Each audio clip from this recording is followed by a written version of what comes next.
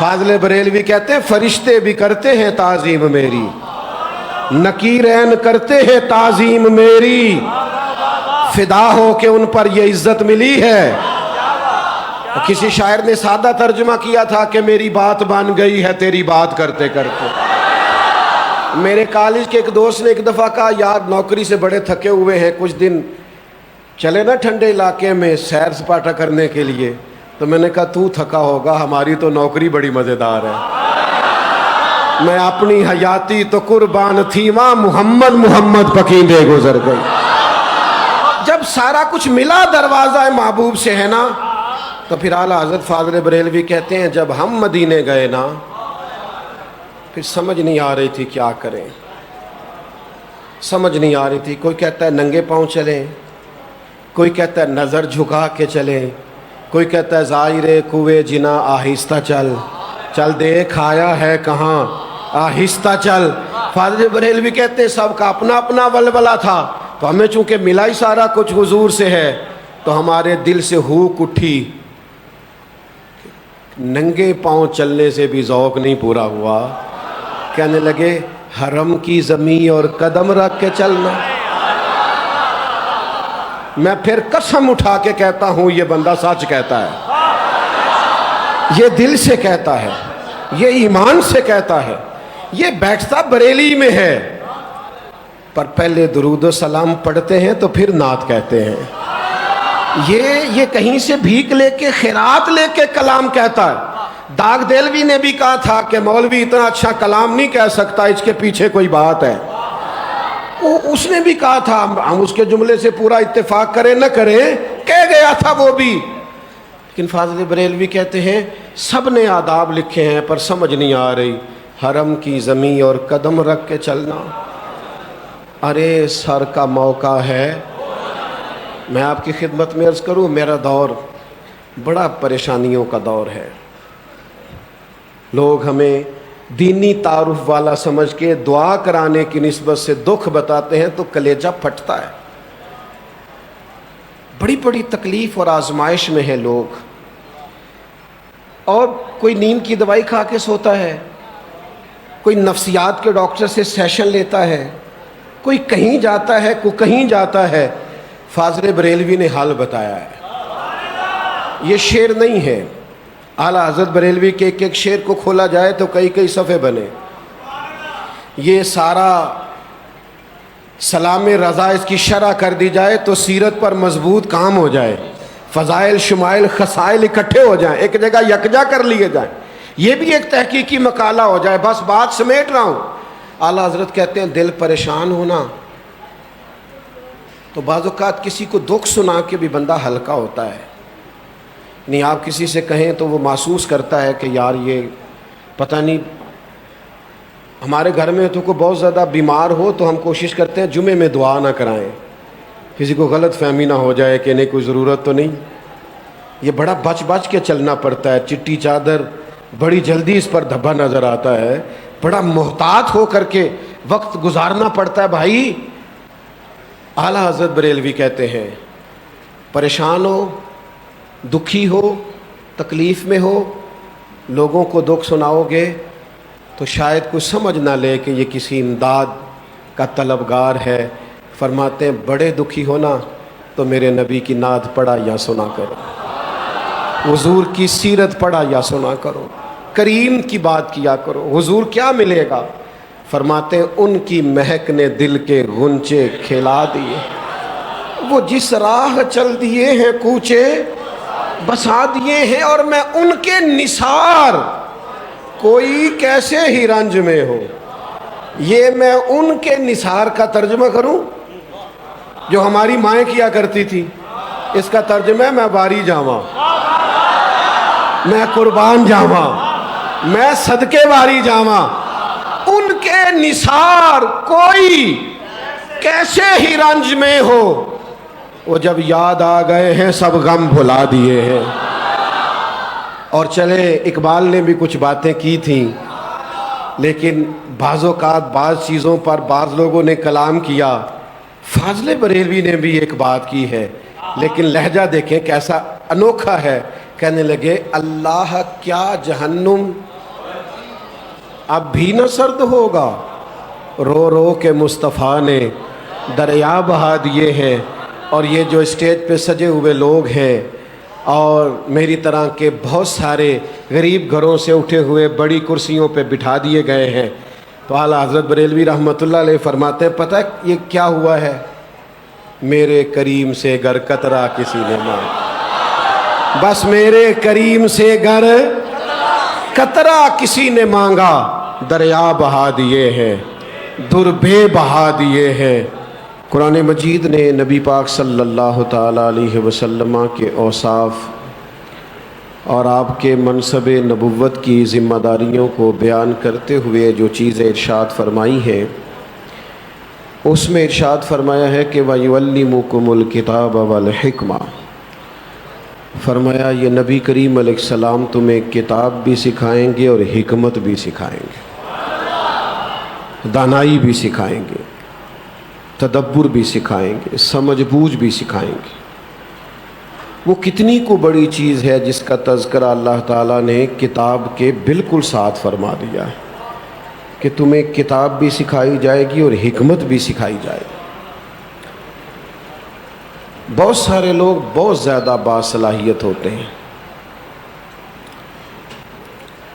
لیکن دانا نہیں ہوتے۔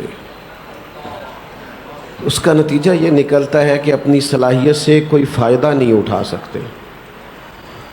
بہت سارے لوگ بہت سارے وسائل رکھتے ہیں، ان کی جیبیں بھری ہوئی ہوتی ہیں، ان کو اللہ تعالیٰ نے وسعت دے رکھی ہوتی ہے مالی طور پر، لیکن سمجھدار نہیں ہوتے۔ میری رائے یہ ہے کہ کمانا اتنا بڑا فن نہیں جتنا کمائے ہوئے پیسوں کو لگانا فن ہے، کہ آپ خرچ کیسے کرتے ہیں اور آپ نے اخراجات کو کیسے مینج کیا۔ کامیاب وہ تاجر ہوتا ہے جسے لگانے کا فن آئے، گھر کا سربراہ بھی وہ کامیاب ہوتا ہے جو اخراجات کو صحیح طور پر ترتیب دے سکے۔ بعض اوقات ایک وقت میں بہت سرمایہ آنے لگتا ہے تو اخراجات اتنے بڑھا لیے جاتے ہیں کہ پھر بعد میں ان کو سمیٹنا مشکل ہو جاتا ہے۔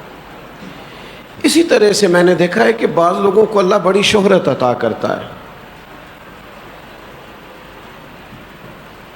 بہت زیادہ باصلاحیت نہیں ہوتے، بہت بڑا بیک گراؤنڈ نہیں ہوتا، لیکن شہرت اللہ دیتا ہے، لوگوں کے دلوں کو اس طرف مائل کر دیتا ہے، لیکن وہ اس سے کوئی کام نہیں لے پاتے کیونکہ دانا نہیں ہوتے، حکمت نہیں ہوتی۔ آپ ذرا زیادہ توجہ کریں میری بات پر، میں نے واقعی مختصر گفتگو کرنی ہے۔ میرے عزیز، دانائی حکمت اگر اللہ تعالیٰ عطا کرے کسی شخص کو، اسے سمجھ بوجھ نصیب ہو، معاملہ فہمی نصیب ہو، وہ جذباتی آدمی نہ ہو، رد عمل دینے میں جلدی نہ کرتا ہو، اس کا یہ مزاج نہ بن جائے کہ کسی نے ایک پوسٹ کر دی اس کے بارے میں تو پھر وہ ساری صلاحیتیں اپنی اسی کو جواب دینے میں ضائع کر دے اور اس کا اپنا کام رہ جائے۔ وہ سیاںا آدمی ہو، سمجھدار ہو، پھر وہ دنیا میں کچھ کر جاتا ہے، کوئی خدمت اس سے ہو جاتی۔ اعلیٰ حضرت بریلوی رحمۃ اللہ علیہ،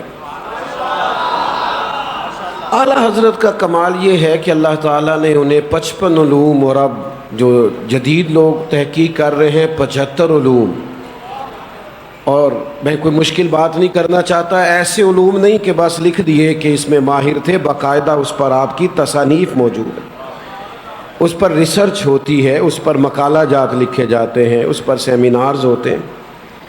اتنے بڑے عالم تھے فاضل بریلوی، آپ ذرا توجہ کیجئے گا میری بات پر، لیکن کمال پتہ کیا حاصل تھا؟ وہ جتنے بڑے عالم تھے اللہ تعالیٰ نے اتنی انہیں حکمت بھی عطا فرما رکھی تھی، بڑی دانائی سے، بڑی سمجھ بوجھ سے، بڑی حکمت سے۔ دیکھیں بات بعض اوقات ایک ہی ہوتی ہے، لیکن کرنے کا، بتانے کا، سمجھانے کا، پڑھانے کا سلیقہ سب کو نہیں آتا، بات ایک ہی ہوتی ہے۔ وہ بزرگوں نے لکھا ہے ایک بادشاہ کو خواب آیا تھا کہ میرے سارے دانت ٹوٹ گئے، تو ایک شخص سے تعبیر پوچھی، اس نے کہا بادشاہ سلامت، بڑے افسوس کی بات ہے، اس کی تعبیر یہ ہے کہ آپ کی زندگی میں آپ کے خاندان کے سارے لوگ مر جائیں گے۔ بادشاہ نے کہا اسے سزا دو، سارے مر جائیں گے تو میں نے جی کے کیا کرنا ہے۔ ایک شخص نے کہا میں ایک صوفی درویش باعمل عالم کو جانتا ہوں، بڑے رسوخ رکھنے والے ہیں کتاب و سنت میں، تو اگر آپ کہیں تو میں دعوت دوں۔ ان کو بھی بلایا گیا، ان سے کہا گیا کہ آپ تعبیر بتائیے۔ بس بھائی جان ذرا خاموش ہوں، آپ کی مہربانی، آپ کی سب ٹھیک ہے ماشاءاللہ۔ یہ آپ دیکھ نہیں رہے کہ یہ محفل سے لوگوں کا پیار ہے تو اتنی گرمی میں بیٹھے ہوئے ہیں؟ سارا انتظام بہترین ہے اور مکمل ہے، بس دو چار باتیں آپ توجہ کریں۔ ایک عالم کو بلایا گیا، ان سے بادشاہ نے کہا یار میں بڑا پریشان ہوں، میں نے خواب دیکھی ہے۔ میری بات آپ سن چکے نا؟ پہلے سے پوچھا کہ سارے دانت ٹوٹ گئے تو وہ کہنے لگا سارے رشتہ دار بیوی بچے سب مر جائیں گے آپ کی زندگی میں۔ اس نے کہا اسے کوڑھے مرواؤ، میں نے پھر جی کے کیا کرنا ہے، اپنوں کے بغیر کیا زندگی ہوتی ہے بھلا۔ دوسرے تعبیر کرنے والوں کو بلایا، وہ بڑے دانا تھے، حکمت والے تھے۔ ان سے کہا کہ میں نے خواب دیکھا ہے کہ میرے سارے دانت ٹوٹ گئے ہیں، تعبیر کیا ہے؟ تو وہ کہنے لگا بادشاہ سلامت مبارک ہو، تعبیر بڑی اچھی ہے۔ کہا کیا تعبیر ہے؟ کہنے لگے تعبیر یہ ہے کہ آپ کے خاندان میں سے اللہ سب سے لمبی عمر آپ کو عطا کرے گا۔ بات اگرچہ بے سلیقہ ہو کلیم، پر بات کرنے کو سلیقہ چاہیے۔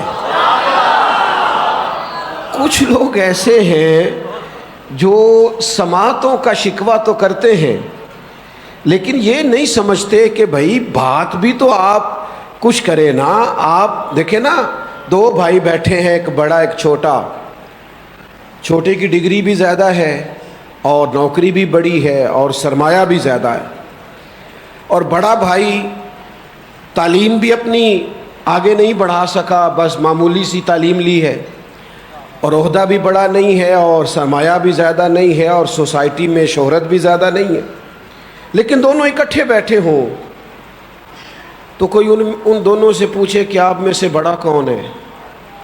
تو پوچھنے والے نے تعلیم پوچھی ہے کہ عمر پوچھی ہے؟ جلدی جلدی بتائیے گا۔ اس نے عہدہ پوچھا ہے کہ عمر پوچھی ہے؟ شہرت پوچھی ہے کہ عمر پوچھی ہے؟ جب بھی کوئی پوچھتا ہے نا کہ آپ دونوں میں سے بڑا کون ہے تو عمر پوچھ رہا ہوتا ہے، عہدہ تھوڑی پوچھ رہا ہوتا ہے، منصب یا اعزاز تھوڑی پوچھ رہا ہوتا ہے۔ بڑی خوبصورت بات اور بڑا عجیب انداز حضرت عباس کا رضی اللہ تعالیٰ عنہ، حضور کے چچا ہیں۔ کسی نے پوچھا آپ بڑے ہیں کہ حضور؟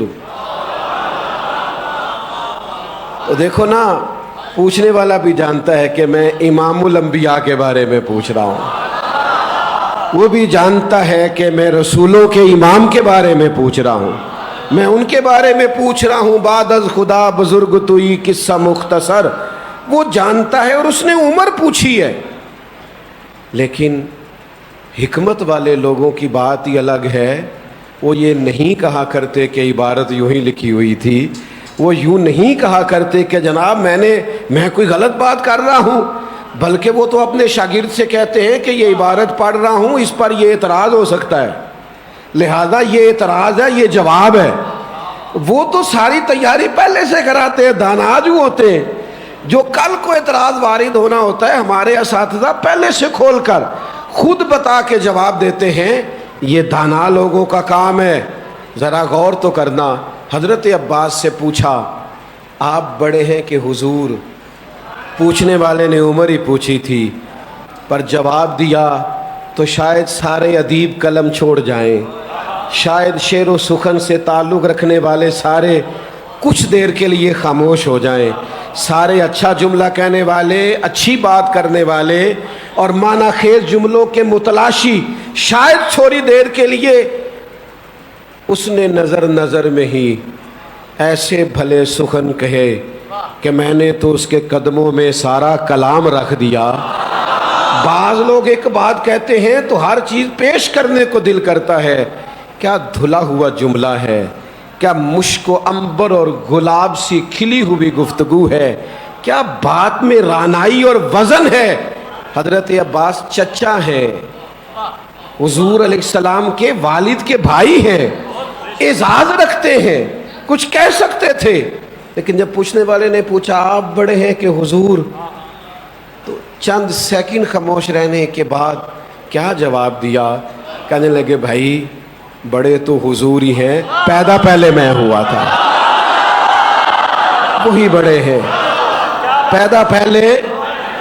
اب یہاں اساتذہ بیٹھے ہیں اور میں عرض کر چکا ہوں کہ مفتی صاحب بذات خود ایک استاذ ہیں بنیادی طور پہ، لیکن اب وہ کوئی بات کرنا بعض اوقات ضروری بھی ہوتا ہے۔ بڑی معذرت کے ساتھ علماء سے لوگوں کو شکوہ رہتا ہے کہ بعض اوقات تصوف کی وہ خاص چاشنی جو ایک خاص صوفی کے ہاں ملتی ہے وہ مولوی کے ہاں نہیں ملتی، اور پھر اس کا فائدہ بھی بعض جاہل صوفیاء اٹھاتے ہیں۔ وہ جب دیکھتے ہیں نا کہ وہ آدمی وہاں سے کوئی تلخ یا ترش بات سن کے آیا ہے تو پھر وہ اور زیادہ اس میں ملمہ سازی کرتے ہیں، کچھ تھوڑے سے اور اچھے جملے تلاش کے لاتے ہیں اور کہتے ہیں چھوڑ، ان کا کام کیلو کال سے ہے، ہم تمہیں مستی اور حال کی کوئی بات سناتے ہیں۔ فاضل بریلوی کا کمال پتہ کیا ہے؟ وہ سارا دن شریعت کی حدود بتاتے تھے، یعنی فتویٰ لکھتے تھے، وہ خط کھینچتے تھے، یہ جائز ہے، یہ ناجائز ہے، یہ مباح ہے، یہ حرام ہے، یہ مکروہ ہے، اور مکروہ کس درجے میں ہے۔ وہ سارا دن حدود کھینچتے تھے۔ لیکن جیسے میں نے کہا نا مفتی صاحب استاد ہیں، پھر بھی جب خطاب کے لیے اٹھتے ہیں تو کمال خطابت کرتے ہیں۔ وہ بنیادی طور پر فتویٰ لکھتے تھے، ان کی شہرت ایک مفتی کی ہے، لیکن کمال پتہ کیا ہے کہ اندر کچھ ولولہ بھی تو ہوتا ہے نا، کبھی کبھی اندر کچھ تڑپ بھی تو پیدا ہوتی ہے۔ ایسا تو نہیں ہے نا کہ مفتی کا کوئی محبوب نہیں ہوتا، ایسا تو نہیں ہے نا کہ صرف نحو کے مسئلے بتانے والا کسی سے پیار نہیں کرتا۔ او بھائی ایسا تو نہیں ہے نا کہ جو بیٹھ کے عبارت حل کرتا ہے وہ دل کے مسئلوں کو نہیں جانتا، اس کے بھی دل کے مسئلے ہوتے ہیں، اس کا بھی کوئی محبوب ہوتا ہے، اس کا بھی کوئی اپنا ہوتا ہے۔ اعلیٰ حضرت فاضل بریلوی بھی بول پڑے، میری طرف دیکھ رہے ہیں آپ؟ اعلیٰ حضرت فاضل بریلوی بھی بول پڑے۔ کہا تھا نا حضرت صدیق اکبر نے کہ یا رسول اللہ آپ کو سجدہ کرنے کو، میری طرف دیکھو یار، بھائی ادھر دیکھنا، موبائل والے بھائی ادھر دیکھو۔ حضرت صدیق اکبر نے عرض کیا تھا نا حضور سجدہ کرنے کو جی چاہتا ہے، فرمایا نہیں، سجدہ سوائے اللہ کے کسی کے لیے جائز نہیں۔ تو میں نے کہا نا کہ سب کا کوئی نہ کوئی محبوب ہوتا ہے، کچھ بے باک ہوتے ہیں بول پڑتے ہیں، کچھ یہ کہ بول نہیں سکتے، آنسو بن کے بات چھلک پڑتی ہے، بس ایک دن بول پڑے۔ پھر بریلی کے امام بھی کہنے لگے ٹھیک ہے فتوے دیتے ہیں، حدود کھینچتے ہیں، پر دل کی دنیا کا کیا کریں، دل سوئے روزہ جھکا پھر تجھ کو کیا، سر سوئے روزہ جھکا پھر تجھ کو کیا، میرا دل تھا ساجد نجدیا پھر تجھ کو کیا، میں کیا کروں مجبور ہو گیا ہوں، سر سوئے روزہ جھکا پھر تجھ کو کیا، دل تھا ساجد نجدیا پھر تجھ کو کیا، تیری دوزخ سے تو کچھ چھینا نہیں، خلد میں پہنچا رضا پھر تجھ کو کیا، جا پھر ہو گیا ہے پیار، جا پھر کیے ہیں ہم نے دل کے سجدے، جا پھر لگ گیا ہمارا اس کے ساتھ تعلق۔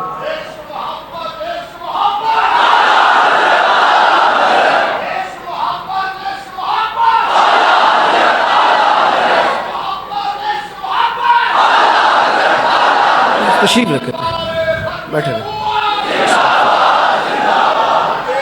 بیٹھ جائیں بیٹھ جائیں بیٹھ جائیں بیٹھ جائیں بیٹھ جائیں۔ تیری دوزخ سے تو کچھ چھینا نہیں، خلد میں پہنچا رضا پھر تجھ کو۔ بھائی بیٹھ جائیں، آپ پیسے لے کے بیٹھ جائیں، آپ سمجھ نہیں رہے بات کو، سب بیٹھ جائیں۔ آپ بڑا اتنا خوبصورت ماحول ہے، تشریف پھر دیکھیں ذرا۔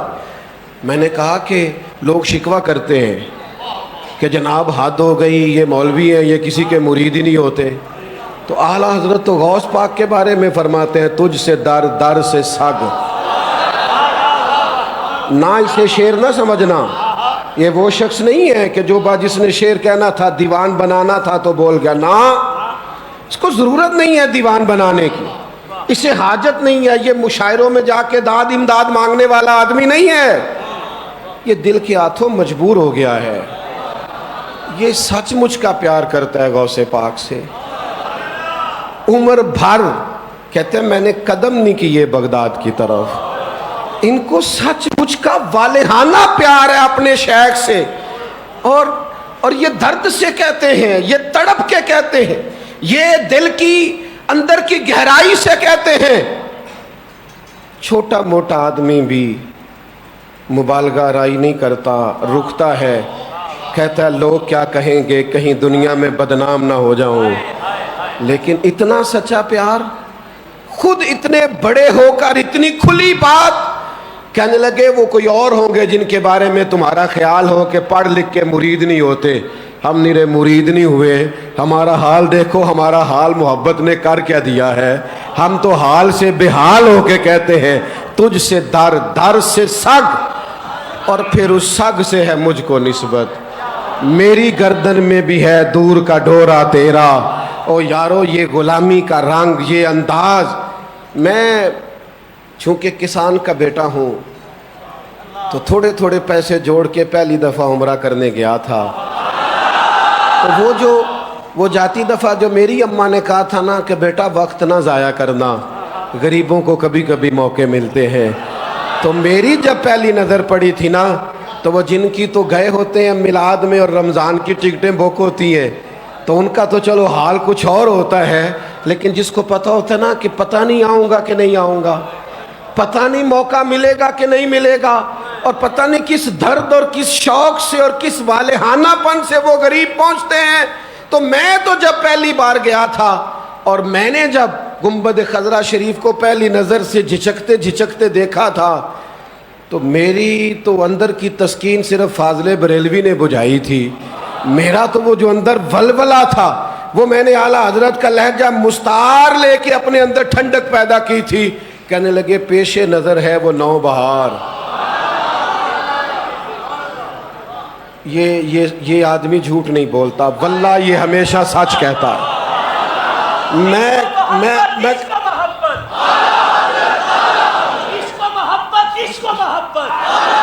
یہ ہمیشہ سچ کہتا ہے. یہ سچ کہنے لگے لوگوں, یہ صرف ابو بکر صدیق کا ہی دل بے قرار نہیں, یہ صرف مولا علی کا ہی دل بے قرار نہیں, یہ صرف معراج سے لوٹنے والے دولہا کو دیکھ کر سیدنا بلال کا ہی دل بے قرار نہیں, یہ صرف حضرت سلمان فارسی جنہوں نے صدیوں بعد رخ دیکھا تھا صرف انہی کا دل بے قرار نہیں.